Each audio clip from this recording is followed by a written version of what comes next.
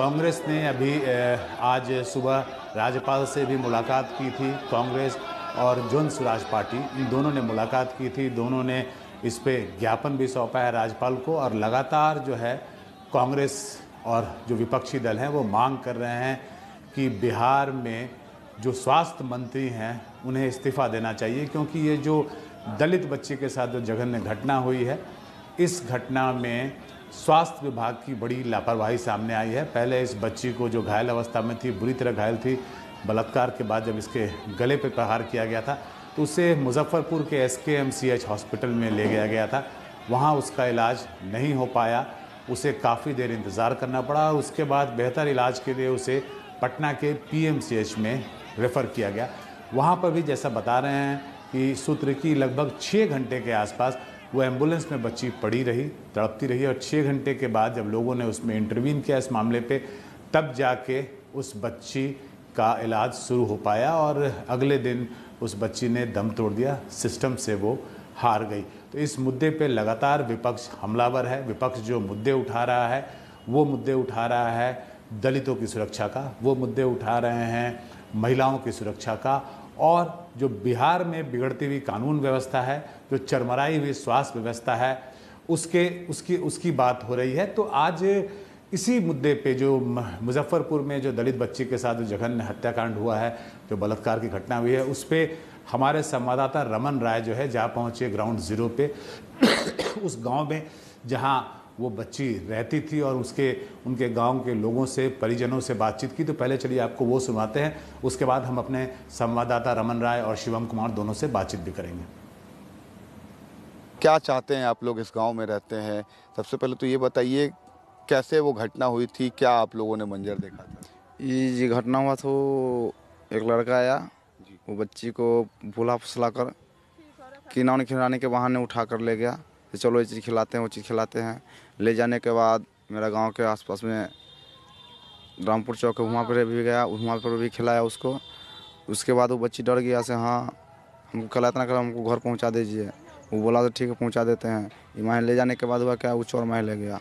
चोर में ले जाने के बाद उसके साथ हत्या कर दिया, रेप कर दिया, गला पूरा काट दिया गया, सीना चीर दिया, ये सब कर दिया गया। उसके बाद हम लोग बच्ची को खोजे, बच्ची के रोड के साइड में हत्या किया हुआ था। लमसम रोड से 150-200 मीटर अंदर बच्चा के ले गया था। बच्चा अपने से चल कर आया हुआ था रोड पर, सब बताया था बच्चा। घटना के बाद जब आप लोग SKMCH में गए एडमिट कराने, तो वहाँ पर इलाज कैसे चल रहा था? क्या वहाँ पर सही तरीके से ट्रीटमेंट हो रहा था बच्ची का? सही तरीके से हो रहा था। सही तरीके से हो रहा था, अच्छा भी हो गया था वहाँ पर। और वहाँ पर डॉक्टर के जैसे कि सुधार नहीं हुआ, वो सोचा वो लोग कि हमसे अब कंट्रोल नहीं होने वाला है, तो बोला कि दूसरा हॉस्पिटल में एडमिट कीजिए। वहाँ PMCH में क्या दिक्कत आई? जैसा कि हम लोग देखे कि SKMCH में बहुत अच्छा इलाज चला, बहुत बहुत बहुत बढ़िया। 90% हम लोग का विश्वास था सब बच्ची मेरा सही हो जाएगा। और डॉक्टर बोला से, हाँ बेटा यहाँ जो हम लोग का करना था, इस पर ट्यूब लगा दिए हैं बच्ची के जीने के लिए। अब इसका पूरा सर्जरी ऑपरेशन होगा तो बच्ची बोल पाएगा। इससे अच्छा, इससे बेहतर PMCH या पटना में कोनो हॉस्पिटल है, इसमें अच्छा इलाज होगा। PMCH में कितने घंटे तक एम्बुलेंस में बच्ची पड़ी रही? 4 घंटे तक। 4 घंटे तक। 2 घंटा तो जाने एडमिट लेने के बाद 2 घंटा बहुत वो सब लापरवाही किया। 2 घंटे के बाद इलाज चालू किया वो लोग। और ऐसा जगह पे रखा गया था ना कि इतना बदबू मार रहा था, गर्मी भी इतना था कि बच्चा बहुत ज़्यादा छटपटा रहा था।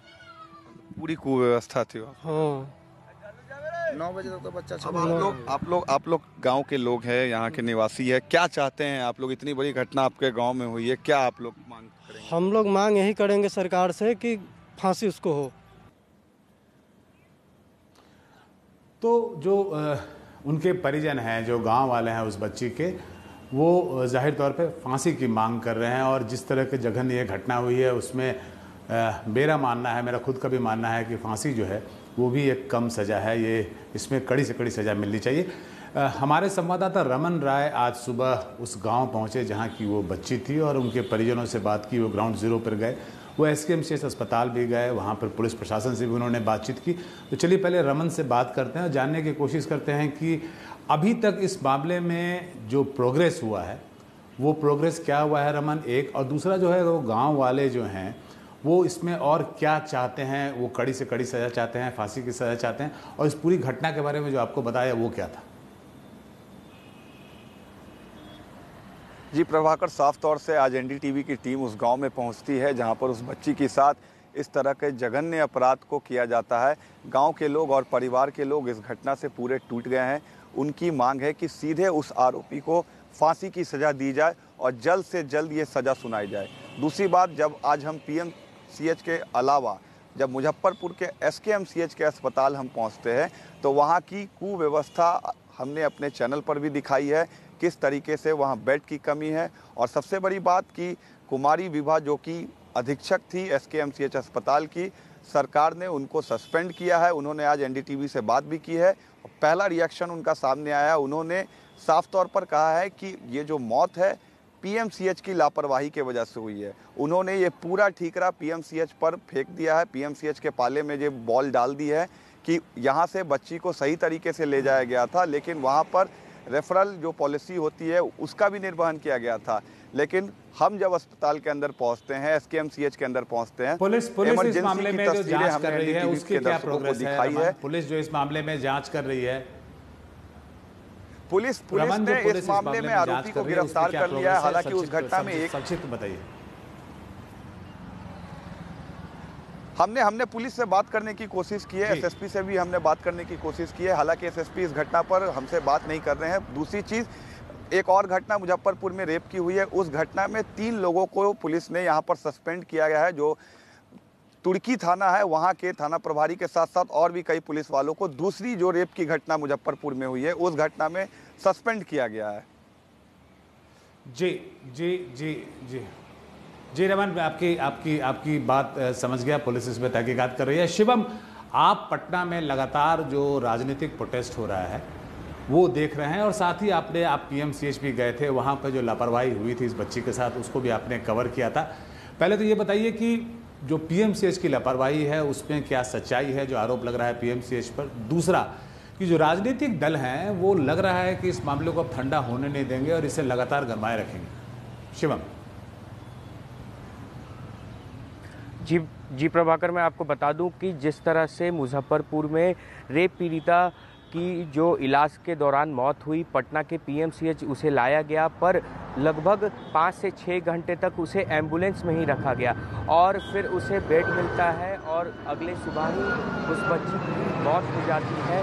पर कहीं ना कहीं इसमें पीएमसीएच प्रशासन की बड़ी लापरवाही है। आज हमने जो वहाँ के प्रभारी उपाधीक्षक थे डॉक्टर अभिजीत, उनसे ऑफ द कैमरा भी बात करने की कोशिश की और ऑन द कैमरा भी बात करने की उनसे हमने कोशिश की, पर वो बात करने को तैयार नहीं थे। उन्होंने यही आरोप लगाया कि कांग्रेस के कार्यकर्ताओं के कारण ही उस बच्ची का जो इलाज है वो बेहतर ढंग से नहीं हो पाया। उसे हम लोग एडमिट करने की कोशिश कर रहे थे, पर जिस तरह से कांग्रेस के कार्यकर्ताओं ने हंगामा किया पीएमसीएच में आके, जिसके कारण ही बच्ची का जो इलाज है वो समय पे शुरू नहीं हो पाया। तो कहीं ना कहीं जो डॉक्टर्स हैं वो अब राजनीतिक दलों पर ही आरोप लगा रहे हैं कि उनके कारण ही जो डिले है वो हुआ था। आज जब हमने सुबह में ही डॉक्टर अभिजीत से बात करने की कोशिश की तो पहले तो